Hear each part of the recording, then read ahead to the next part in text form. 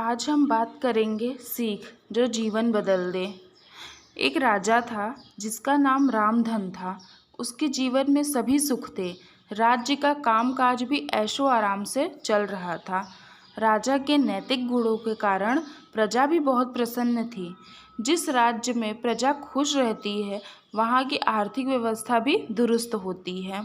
इस प्रकार हर क्षेत्र में राज्य का प्रवाह अच्छा था। इतने सुखों के बाद भी राजा दुखी था क्योंकि उसकी कोई संतान नहीं थी। यह गम राजा को अंदर ही अंदर सताता रहता था। प्रजा को इस बात का बहुत दुख था।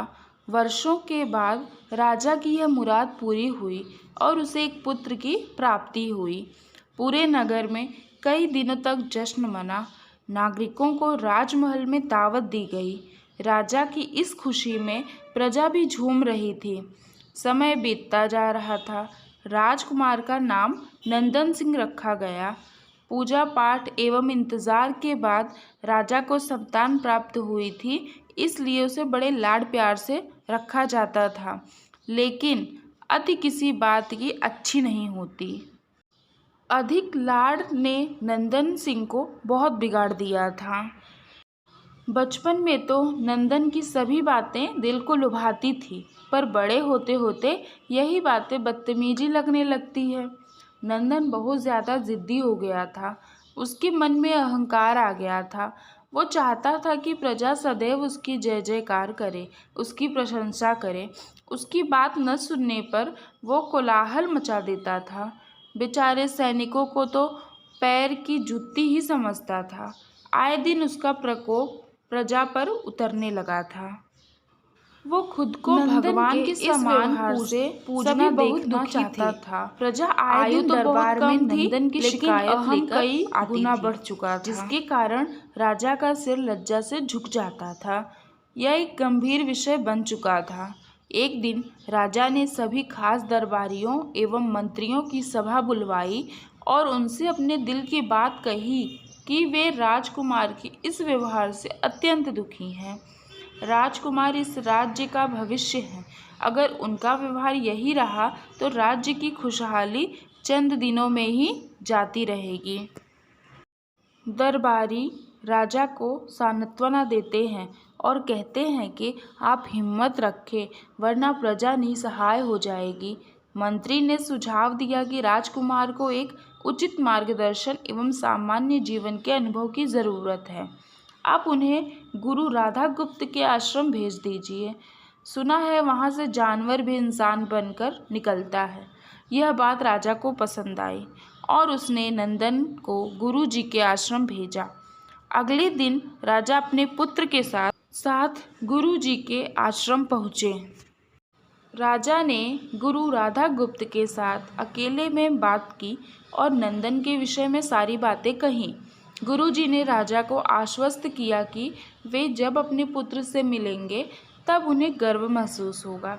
गुरुजी के ऐसे शब्द सुनकर राजा को शांति महसूस हुई और वे सहर्ष अपने पुत्र को आश्रम में छोड़कर राजमहल लौट गए। अगले दिन सुबह गुरु के खास चेले द्वारा नंदन को भिक्षा मांगकर खाने को कहा गया, जिसे सुनकर नंदन ने साफ इनकार कर दिया। चेले ने उसे कह दिया कि अगर चेले की बात नहीं मानी और शाम होते होते भिक्षा का समय शाम तक ही, लेकिन उसे खाने को नहीं रहना पड़ेगा। दूसरे दिन उसने भिक्षा मांगना शुरू किया। शुरुआत में उसके बोल के कारण उसे कोई भिक्षा नहीं देता था, लेकिन गुरुकुल में सभी के साथ बैठने पर उसे आधा पेट भोजन मिल जाता था। धीरे धीरे उसे मीठे बोल का महत्व समझ आने लगा। करीब 1 महीने बाद नंदन को भरपेट भोजन मिला। उसके बाद उसके व्यवहार में बहुत से परिवर्तन आए। इसी तरह गुरुकुल के सभी नियमों ने राजकुमार में बहुत से परिवर्तन किए, जिसे राधा गुप्त जी भी समझ रहे थे। एक दिन राधा गुप्त जी ने नंदन को अपने साथ सुबह सवेरे सैर पर चलने कहा। दोनों सैर पर निकल गए। रास्ते में बहुत बातें की।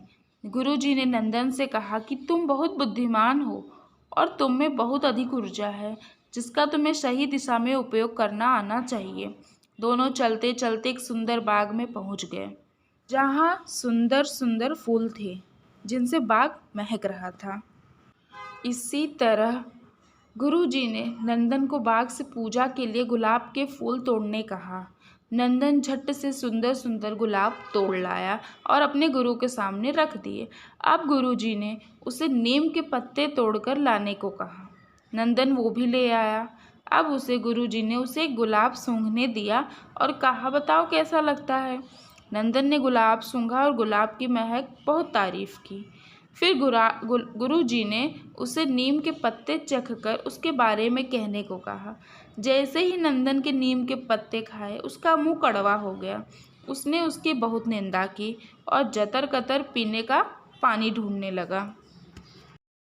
नंदन की यह दशा देखकर गुरुजी मुस्कुरा रहे थे।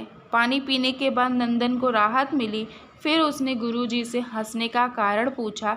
तब गुरुजी ने उससे कहा कि जब तुमने गुलाब का फूल सूंघा तो तुम्हें उसकी खुशबू बहुत अच्छी लगी। तुमने उसकी तारीफ की, लेकिन जब तुम्हें नीम की पत्ती खाई तो तुम्हें वो कड़वी लगी और तुमने उसे थूक दिया और उसकी निंदा भी की।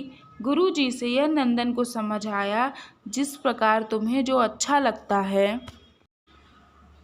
तुम उसकी तारीफ करते हो, उसी प्रकार प्रजा भी जिसमें गुण होते हैं उसकी प्रशंसा करती है।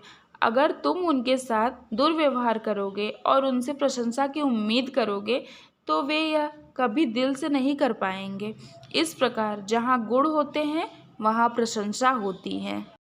नंदन को सभी बातें विस्तार से समझ आ जाती है और वे अपने महल लौट जाता है। नंदन में बहुत परिवर्तन आता है और वो बाद में एक सफल राजा भी बन जाता है। गुरु की सीख ने नंदन का जीवन ही बदल दिया और वो एक क्रूर राजकुमार से एक न्यायप्रिय दयालु राजा बन गया। इस कहानी से हमें यही शिक्षा मिलती है कि हम में गुण होंगे तो लोग हमें पसंद करेंगे, लेकिन अगर हम अवगुणी हैं तो हमें प्रशंसा कभी नहीं मिल सकती। फैमिली, कैसी लगी मेरी ये आज की कहानी? आप सबको अच्छी लगी होगी तो प्लीज़ लाइक एंड सब्सक्राइब करना ज़रूर भूलिएगा।